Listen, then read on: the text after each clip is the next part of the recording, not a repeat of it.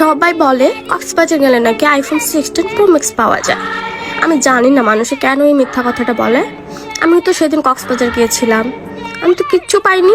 Wake up to reality.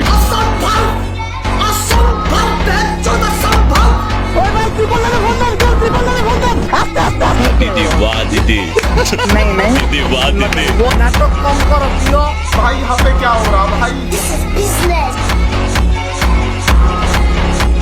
দিদিকে দেখে মনে হয় কত ভদ্র। দিনের বেলায় কাস্টমার জোগাড় করতে থাকে ব্যস্ত, আর রাতে আইফোন প্রো ম্যাক্স কিনতে খেলতে হয় খাটে। ভাই ওয়েট, এখনই ক্রাশ কেন না, পরে কিন্তু মনটা এমন ভাবে ভাঙবে আপনি জোড়া লাগাতেও পারবেন না।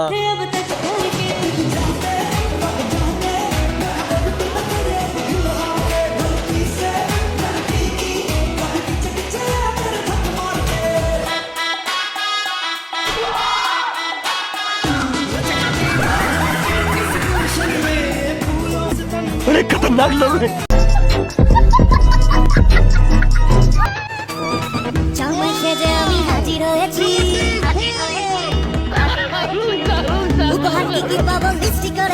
অনেকদিন পরে কিন্তু ভাই সাদিয়া জামাইকে খুঁজে পেলাম। অবশ্যই সাদিয়াকে মেনশন করতে ভুলবেন না যেন।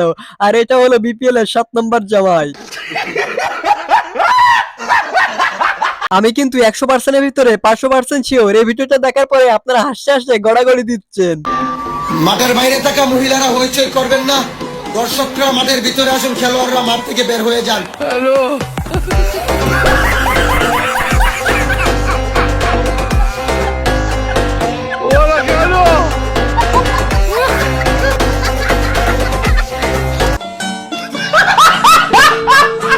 এবার ছাত্রলীগ ধরিয়ে দিলেই মিলবে লাখ টাকা পুরস্কার।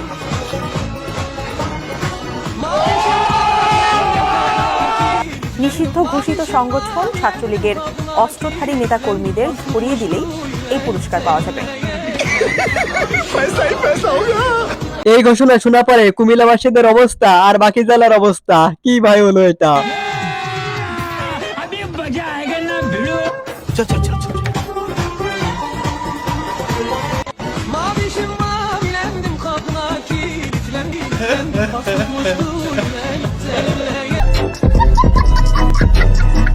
প্রেম করে বিয়ে করার পরে আমার বন্ধু যখন বলে বউকে আর ভালো লাগে না, হুজুর আমার বউ ভালো, আমার পছন্দ না, এখন আমি কি করব?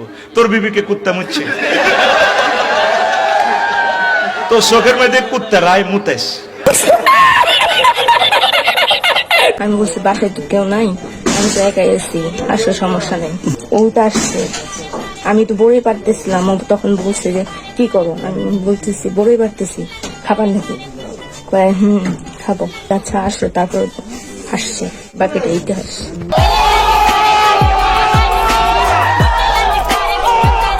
ভাই বাকিটা ইতিহাস হলে চলবে, আমাদের তো একটু বলা লাগবে। আর ভাই বড়ইটা অনেক সুস্বাদু ছিল, তাই তো লোভ সামলাতে পারিনি।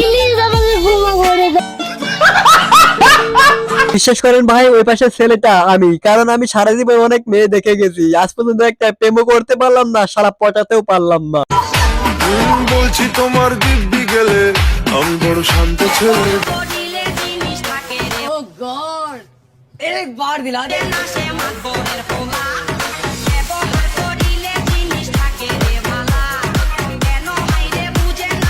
दुख का खत्म नहीं होता बे।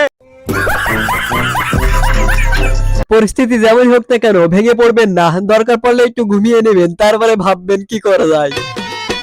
আমি দুঃখে মইরা যাই, আমি লজ্জায় মইরা যাই, আমি দুঃখে মইরা যাই, আমি লজ্জায় মইরা যাই, আমার সাথে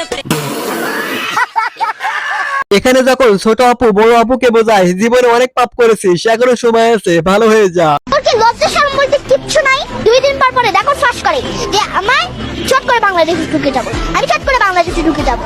এখন তার বয়স হচ্ছে, তার কাছে অনুরোধ করি, সে অনেক পাপ কাজ করেছে, সে আল্লাহর কাছে এই কৃতকর্মের ফলে ক্ষমা চাক। प्यारी समझ गई।